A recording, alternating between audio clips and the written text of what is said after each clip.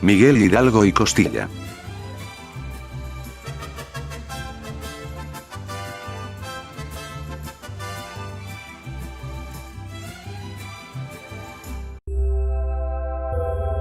Miguel Hidalgo y Costilla fue uno de los padres de la patria mexicana. Su talante liberal y su sensibilidad piadosa lo condujeron a luchar de modo constante contra la dominación española. Desde su célebre Grito de Dolores, proclamado desde la noche del 15 al 16 de septiembre de 1810, hasta su muerte, ocurrida drásticamente el 29 de julio de 1811, se consagró a la emancipación de su patria, a procurar el bienestar de los más humildes. Miguel Hidalgo nació en el seno de una acaudalada familia de San Diego de Corralejo, en la Intendencia de Guanajuato, el día 8 de mayo de 1753. Sus padres fueron el hacendado Cristóbal Hidalgo y Costilla y Ana María Gallaga Mandarte y Villaseñor, quien murió prematuramente, cuando él tenía 9 años. A pesar del dolor que le causó la muerte de su madre, Miguel llevó una infancia feliz al lado de su padre, quien se encargó de enseñarle sus primeras letras, y el hábito de la generosidad con los más necesitados. Entre 1765 y 1767 Miguel Hidalgo estudió en el Colegio de San Francisco Javier, en la ciudad de Valladolid, Morelia, que estaba dirigido por los jesuitas.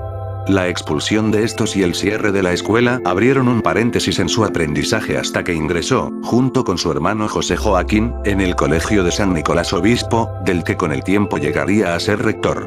La astucia y la inteligencia de Miguel le granjearon rápidamente la simpatía de los alumnos del colegio, quienes, siguiendo la costumbre de motejar a los chinches, o novatos, comenzaron a llamarle el zorro. Tal era la capacidad de aprendizaje de Miguel, que hizo una rápida y brillante carrera recibiéndose de bachiller en letras, en febrero de 1770, además de bachiller en artes, en la Real Pontificia Universidad de México. En marzo de 1771, Miguel se distinguió en los estudios de teología escolástica y moral, y en 1773, cuando ya tenía 20 años, obtuvo el bachillerato de teología. Con el mismo afán con que Miguel había alcanzado sus títulos de bachiller en letras, arte y teología, continuó sus estudios canónicos y de otras materias en el Colegio de San Nicolás, en el cual también ocupó distintos cargos. En 1790, Hidalgo fue nombrado rector del Colegio de San Nicolás, al cual poco después ingresó el que sería uno de sus discípulos más fieles y consecuentes, José María Morelos y Pavón. Pero mientras llegaba ese momento, la actividad docente e intelectual de Hidalgo en Valladolid continuó siendo intensa. Durante 2 años impuso su personal estilo y formó un círculo donde prevalecían las ideas liberales, se leían y comentaban libros de enciclopedistas franceses y se exponían libremente las opiniones políticas, contra el parecer de las autoridades virreinal y religiosas. En enero de 1793, Miguel Hidalgo fue nombrado párroco de San Felipe, en Guanajuato. Durante los años en que permaneció allí, se preocupó por las condiciones de vida de los indígenas no solo como pastor de la iglesia, sino también como hombre socialmente sensible a la pobreza. Para paliar en parte esta situación, promovió la industria alfarera y dio trabajo a campesinos en una huerta, que regentaba su hermano Mariano. Al mismo tiempo, como hombre ilustrado que era, mantuvo sus inquietudes viajando y organizando reuniones intelectuales y políticas. Fue precisamente una de ellas, cuando sus opiniones acerca del gobierno de la Iglesia y sobre algunas cuestiones religiosas fueron recogidas por el mercedario Joaquín Huesca, para acusarlo luego de hereje ante el Santo Oficio. La acusación no prosperó, pero su conducta resultaba cada vez más molesta tanto para las autoridades cléricas como para las virreinales. El 14 de enero de 1800, Hidalgo abandonó el curato de San Felipe y durante los 2 años siguientes se dedicó a atender con su diligencia la administración de sus haciendas. Pocos días después de la muerte de su hermano José Joaquín, cura de Dolores, Miguel ocupó el puesto dejado por aquel. Desde el 3 de octubre de 1802 hasta la noche del 15 al 16 de septiembre de 1810, la labor que comprendió solo es imaginable en un hombre generoso, inteligente y solidario con sus semejantes. Un hombre capaz de defender la libertad social con el mismo ahínco con que defendió la individual. Dolores llevó consigo a varios parientes y a sus hijas, Micaela y Josefa. Sensible al sufrimiento de sus feligreses, tal como ya lo había hecho en San Felipe, Miguel Hidalgo emprendió en Dolores una serie de industrias artesanales, fomentó la apicultura y la cría de gusano de seda y aplicó nuevos métodos agrícolas, de irrigación de la tierra y del cultivo de las viñas para mejorar sus condiciones.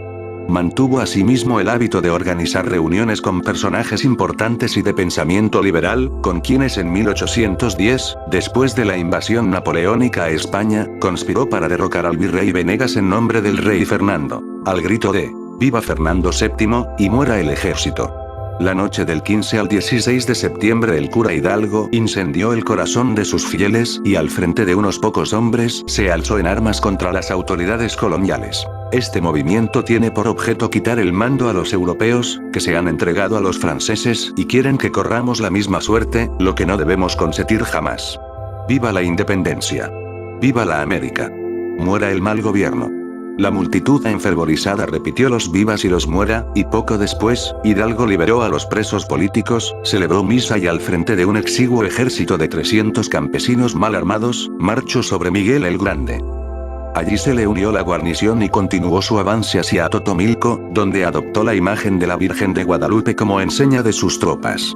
Los acontecimientos se precipitaron y en otros pueblos y ciudades del país surgieron juntas patriotas en nombre de Fernando VII. 5 días más tarde, la indisciplinada turba que acaudillaba Hidalgo tomó la importante plaza de Celaya y fue designado por los suyos como capitán general.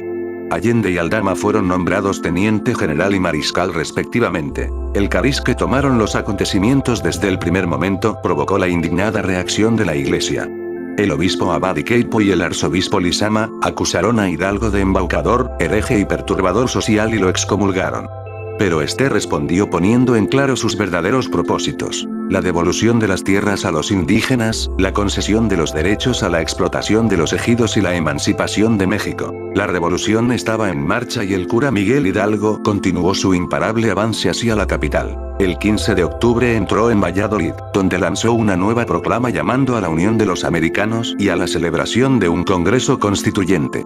Al mismo tiempo dio orden de fundir cañones, acuñar moneda y organizar la turba que llevaba por ejército. Poco después, el 30 de octubre, chocó en el momento de las cruces con el ejército realista de Trujillo y lo derrotó. La victoria le dejó el camino libre hacia la Ciudad de México, pero Hidalgo no aprovechó esta ventaja.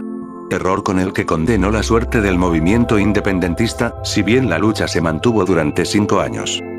Tras su victoria en el Monte de las Cruces y después de encargar a José María Morelos la organización del movimiento en el sur del país, Hidalgo se decidió a volver a Guadalajara, donde entró el 26 de noviembre. Contra el parecer de Allende y otros lugartenientes, el 15 de enero de 1811, Hidalgo presentó batallas a las tropas virreinales que estaban comandadas por Félix María Calleja, en Puente Calderón. El ejército insurgente fue aplastado y Allende, ante la ineptitud militar demostrada en el enfrentamiento armado, despojó a Hidalgo del mando militar. Perdida de confianza de los suyos, Hidalgo marchó hacia el norte con el propósito de llegar a Estados Unidos, después de haber rechazado el indulto que les ofrecían las Cortes Generales Extraordinarias de España. El indulto es para los criminales, pero no para los defensores de la patria. Orgulloso lema de Hidalgo. En el camino hacia el norte al llegar a Acatita de Baján, fue alcanzado y apresado por el realista Ignacio Elizondo, quien lo condujo a Chihuahua.